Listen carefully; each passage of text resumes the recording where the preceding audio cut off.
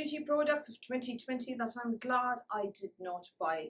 Pardon if you have bought these and you love these, good for you. I'm just iffy about these, you know, which is probably very judgmental and presumptuous of me. But yeah, if it gives me another video, so what, yeah?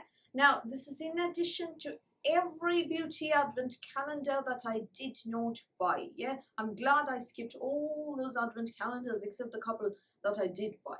Yeah, so off we go. Number 1, Jimmy Choo lipsticks. Now, I bought the Hermes lipstick, yeah? You know that, I've reviewed it. I liked the Hermes lipstick, so cost more or less the same. My problem, yeah, I like the colors of the Jimmy Choo lipstick, the shade called pink that I wanted. What is my problem? Here it is. I thought we'd seen the worst with the Christian Louboutin packaging that looks like butt plugs, yeah? And I don't know. Am I the only one seeing it? I don't want to say it, and I'd appreciate if you didn't say it in the comments either, because YouTube would probably, shut down my channel for saying it. But do you see what I see, or am I just somebody with a dirty mind?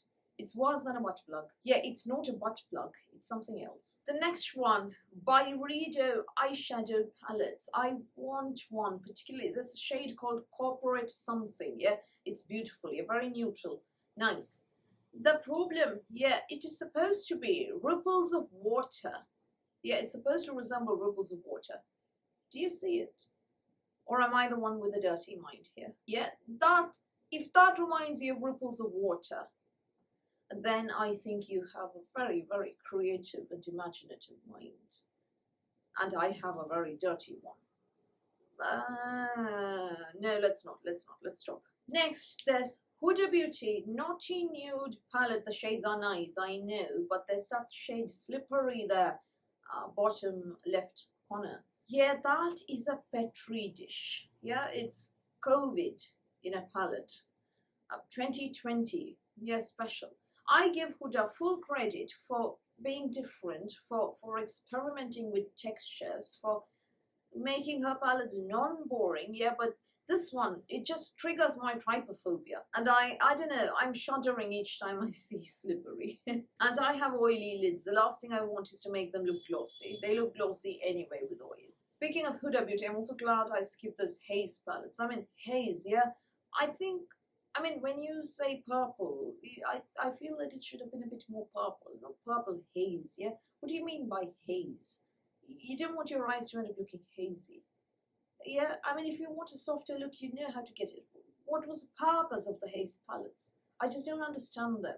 I'm also glad I skipped her pastel palettes, because pastels and my skin tone are a very bad combination, a very repulsive combination, I should say. Again, staying on the topic of Huda Beauty, she came out with this chin sculpting mask from Wishful. I actually got that in the Cult Beauty GWP for August.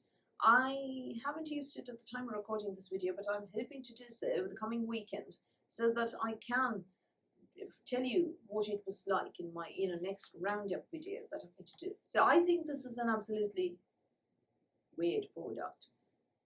You apply this thing like a band on your chin, and it's supposed to sculpt your chin. I'm pretty sure that it's not as easy as all that, particularly when you have double chins from, lots and lots of cortisol and things like that. So, I have moon face syndrome, got it last year. So, no chin sculpting mask, sheet mask is going to put me right. I'm also glad that I skipped the Revolution drive-through burger palettes in grilled cheese and vegan burger. Look at that. That is child makeup. That is what you give your 4-year-old who wants to dress up. No. It's weird. Please do tell me in what possible way you associate burgers, grilled cheeseburgers, with eyeshadow. Yeah? If you can explain it, I'll be happy to know. Perhaps, I will be happy to stand corrected. As I said, I know I sound very judgmental here, and I know what they say about assuming things, but I don't know, that packaging puts me off. That's not eyeshadow, it's food. Fast food, no less. Another one that I'm glad that I skipped is the Ultraviolet palette, Naked Ultraviolet palette from Urban Decay. First of all, The words naked and ultraviolet don't even belong on the same page, let alone paragraph. Secondly, there is a weird teal, not teal, a turquoise, a pale turquoise blue topper shade in there that stands out for some reason and irritates me. I know it's a sheer topper shade, but yeah, its presence there among these pants, I don't know, it's gnawing at me for some reason. And then I also feel that Urban Decay has beaten, flogged that dead horse ad nauseum and should move on from the naked palette thing. And then, naked. Violet isn't naked. Ultraviolet isn't naked. Yes, stop already with the naked thing. And then, this palette wasn't violet, purple, or ultraviolet enough for me. So, yeah, no. I'm also glad that I skipped buying the Wayne Goss palettes. Somebody actually gifted a Wayne Goss palette to me. I will talk about it in another video. Stay tuned for that. The thing is, I've read reviews on Temptalia. I really trust Temptalia's blog and her makeup reviews. She doesn't do skincare reviews. She only sticks to makeup reviews. So after reading her review and after seeing her swatches of the Wayne Goss palettes, I'm glad I didn't buy this. Another one I'm glad I skipped is the Charlotte Tilbury Magic Crystal Elixir Serum. Apparently it contains amethyst and ruby and all sorts of crystals that are going to change your life for the better in every manner and make you look 42 years younger. So you'll be celebrating your 111st birthday looking like it's your 21st, yeah? Because those crystals are amazing. They take you to a whole new level spiritually, ecumenically, grammatically.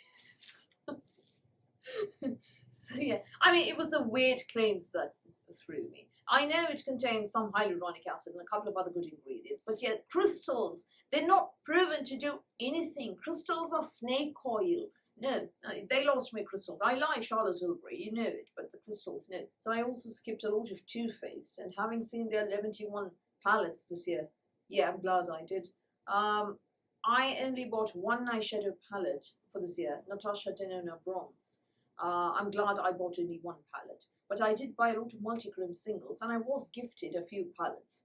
So yeah, I did end up getting about 6 palettes, I think, for the whole year, including sets and advent calendars. But overall, I feel that I've shopped less, and I'm glad I did, because I feel that this year, well, in addition to all that COVID did, in addition to us wearing less makeup and everything, I feel that this year brands have been generally uninspired and given us some very uninspiring products for the most part. There have been some very good products as well, but for the most part it's been unexciting.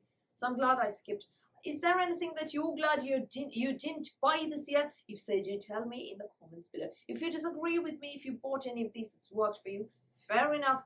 Well done, I'm glad it worked for you. Let's keep it pleasant and not fight, yeah? So that's all from me for today. Thank you for watching this video. Please do give me a thumbs up. Please do the subscribe button. Please do ring the notifications bell. I'll speak to you soon.